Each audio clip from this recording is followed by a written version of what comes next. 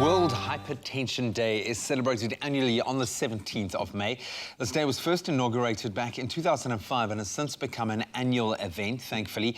The main aim of World Hypertension Day is to educate and increase public awareness around hypertension, which is more commonly referred to as high blood pressure, if you didn't know.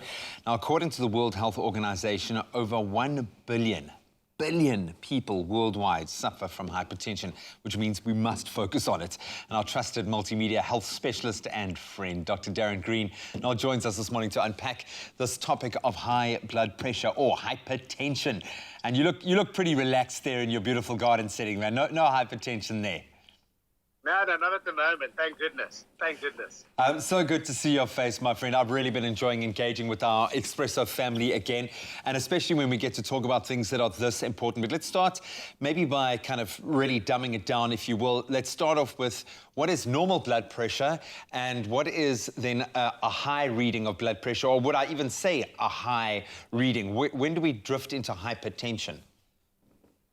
Absolutely. So I think the first thing to understand is the pressure in the pipe system is a pressure, obviously, that is exerted throughout, and the heart basically pumps against that pressure to distribute oxygen-rich blood to the rest of the body. And there are two readings, obviously, that we refer to. The top one, which is the systolic, and the bottom one, which is the diastolic.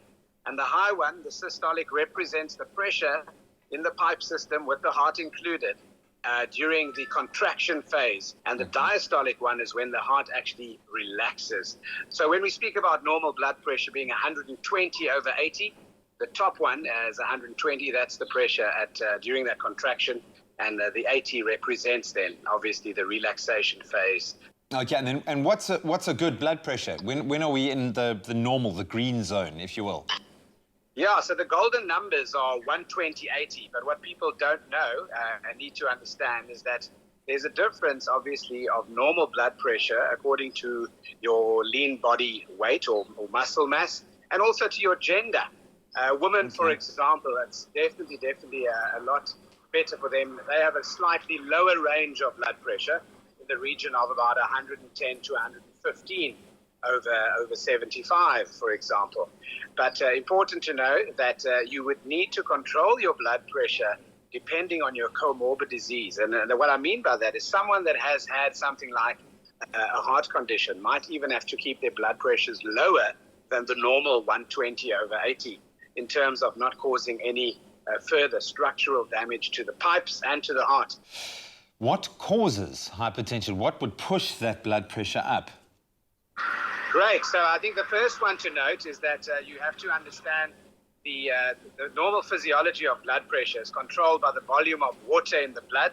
So a very stringent balance between the electrolytes, and particular sodium is a big one that controls the movement of fluid across the membranes, etc.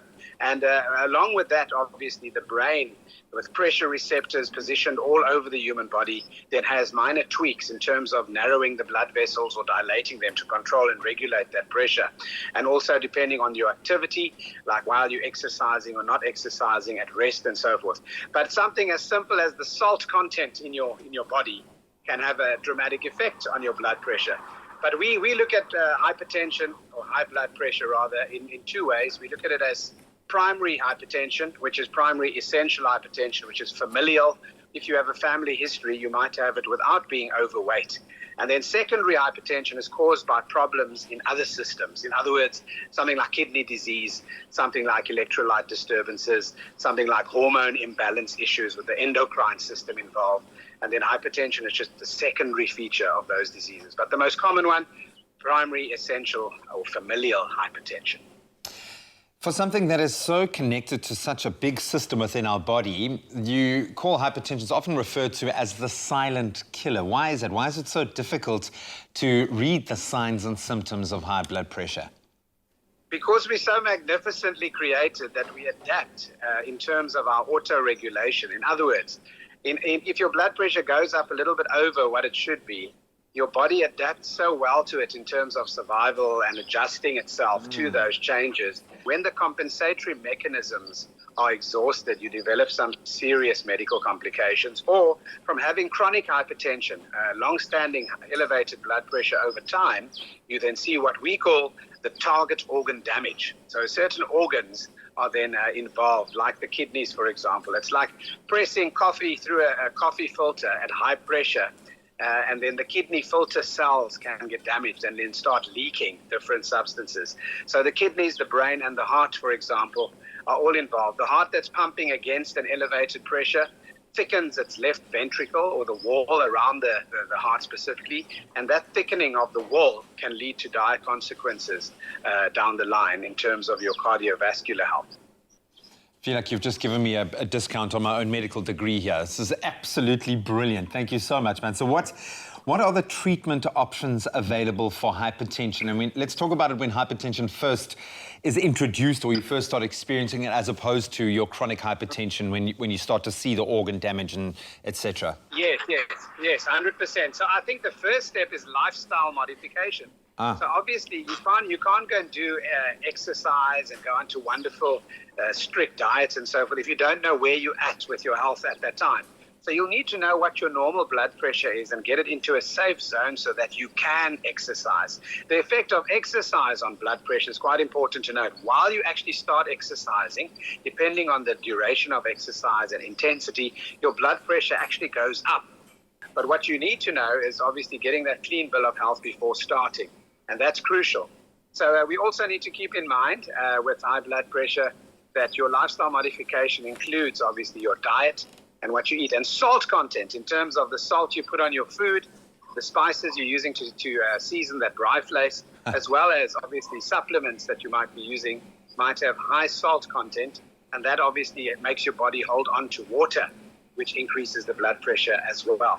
So that's notwithstanding going into medical and pharma treatment of blood pressure, depending on what type of blood pressure you then have.